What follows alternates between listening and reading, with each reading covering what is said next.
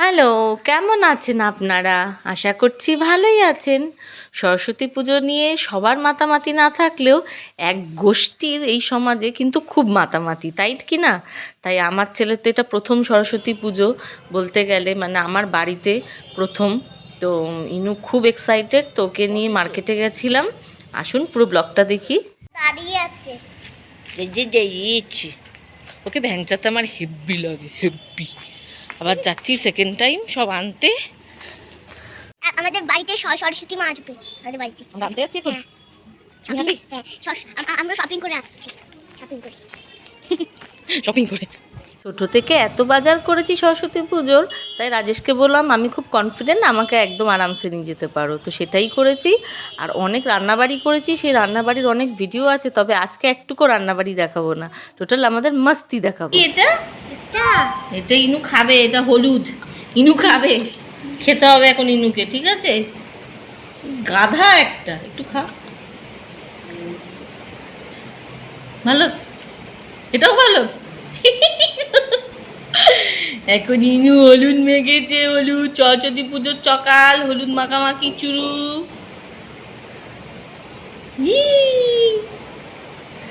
বাবা কি হাসি, দেখুন আমার ছেলের হাসি কি কুট্টু বুড়ো। সরস্বতী মা আশীর্বাদ করবে, হলুদ মাখিয়ে দিচ্ছি, শুভারম্ভ হলো পড়াশোনার, এবার শুভারম্ভ। হলুদ মাখামাখি হয়ে গেছে। গুদু গুদু গুদু গুদু গুদু গুদু গুদু গুদু গুদু গুদু গুদু গুদু। শুভারম্ভ বল, জয় সরস্বতী মা। জয় সরস্বতী মা। ভূত একটা। এইটার পালা, এটাকে দেবো না, হতে পারে অনেক কাজ করে দিয়েছে আজকে, অনেক ভালো করে দিই। অনেক লেখালেখি করতে হয়, ভালো করে হলুদ মাখিয়ে দিয়ে। অনেক সরস্বতী পুজোর মেন উদ্যোক্তা আমাদের ম্যানেজার। জানতাম আমি ছাড় পাবো না, আমি আমার জন্য বেটেছি।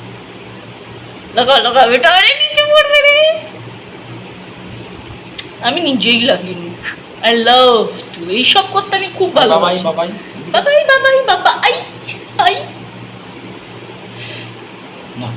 ইয়ে টিকা ঢিংচিকা, কি হলুদ মাখিয়েছি, টিকটিকা। সব সরস্বতী মা ছেড়ে ইনুর এই মাটাই পছন্দ হয়েছে, তাই জন্য এটাই আনা হচ্ছে। আমার ইনু বাবার টেস্টটা কিরকম আপনারাই বলুন না। যা বসা,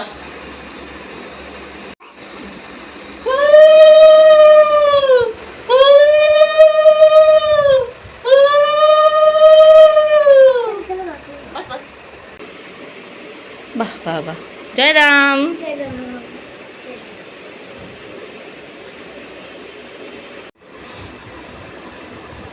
বাবু বাবু, ওরে বাবা, শুধু আমি সাজিনি, এ তো সবাই সেজে গুজে রেডি। আমাদের কোথায় হিরো, কোথায় আমাদের? ওলে বাবালে, কি মিষ্টি লাগছে। থ্যাংক ইউ, তোমরা এত এনজয় করছো। ভালো লাগছে তো মা সরস্বতী পুজো? আচ্ছা। কি মিষ্টি লাগছে তো ঠাকুরকে। ওলে বাবালে, কার মতো লাগছে দেখতে? মিষ্টিটা কার মতো? ইনুর মতো। না, মাম্মার মতো। ও মাম্মার মতো মিষ্টি লাগছে। ওলে বাবালে, শোনা বাবাটা।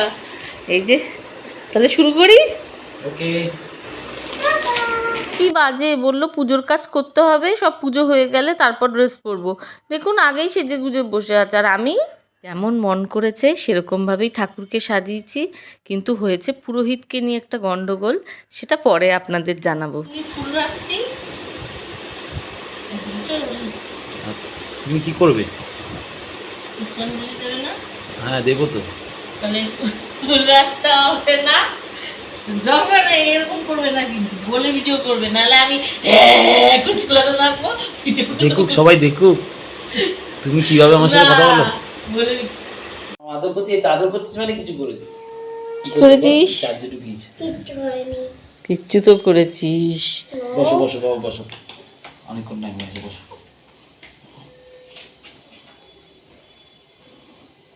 এটা আমার পুজো। এটা তোমার পুজো। তোমার পুজো? আমার পুজো। তৈ নম নিত্যং, সবাই ঠাকুর দিকে করো।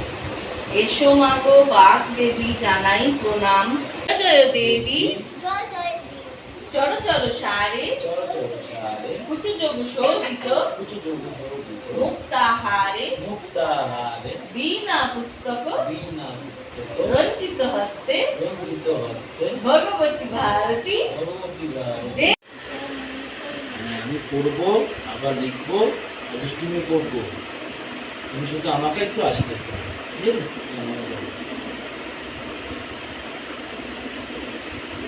পুরোহিতকে নিয়ে যা হয়, সময়ের একটু হেরফেরের জন্য 1 থেকে 2 কথা, আর 2 কথা থেকে আর আমরা 3 কথা হতে দিইনি, আমরাই পুজো করে ফেলেছি। ইউজুয়ালি আমি আর রাজেশ দুজনেই একই জিনিসে বিশ্বাসী যে ঠাকুরকে মন থেকে ডাকলে সে আর পুরোহিত দরকার পড়ে না, একেবারে ঠাকুর শুনতে পায়।